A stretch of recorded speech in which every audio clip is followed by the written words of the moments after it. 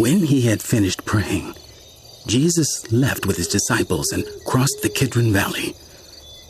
On the other side, there was a garden, and he and his disciples went into it.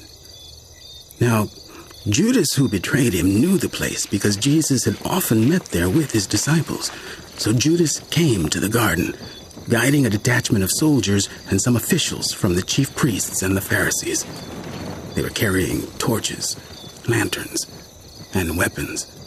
Jesus, knowing all that was going to happen to him, went out and asked them, "Who is it you want?" "Jesus of Nazareth." "I am he." Jesus said, and Judas, the traitor, was standing there with them. When Jesus said, "I am he," they drew back and fell to the ground. Again, he asked them, "Who is it you want?" "Jesus of Nazareth," they said. Jesus answered, "I told you that I am he. If you are looking for me, then let these men go." This happened so that the words he had spoken would be fulfilled. "I have not lost one of those you gave me."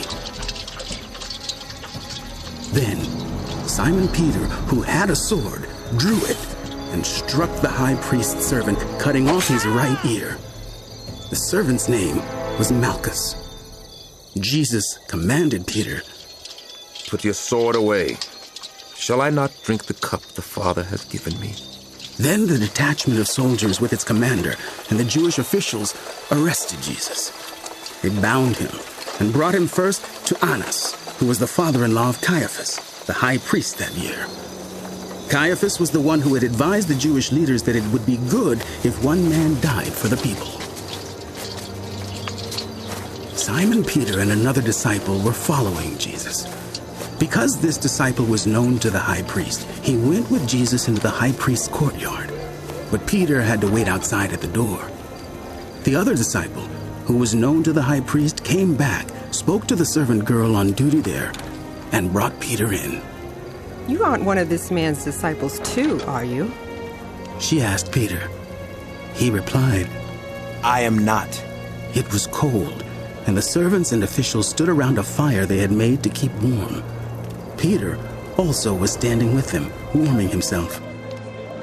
Meanwhile, the high priest questioned Jesus about his disciples and his teaching.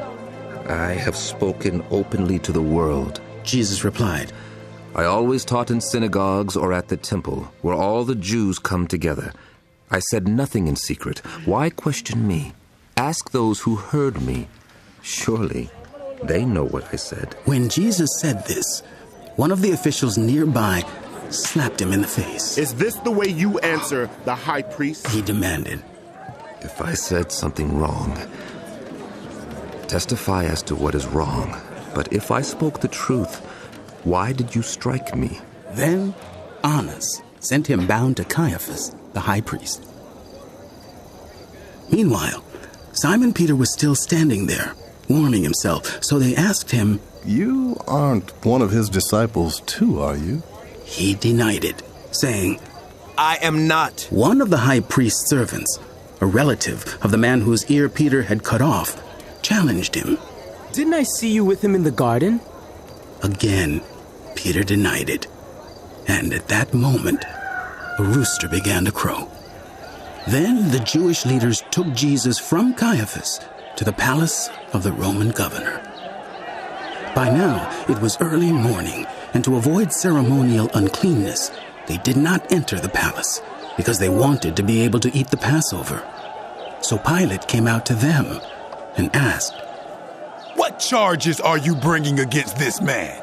"If he were not a criminal, we would not have handed him over to you." Pilate said, "Take him yourselves and judge him by your own law." "But we have no right to execute anyone." They objected. This took place to fulfill what Jesus had said about the kind of death he was going to die. Pilate then went back inside the palace, summoned Jesus, and asked him, "Are you the king of the Jews?" "Is that your own idea? Or did others talk to you about me?" "Am I a Jew?" Pilate replied. Your own people and chief priests handed you over to me. What is it that you have done?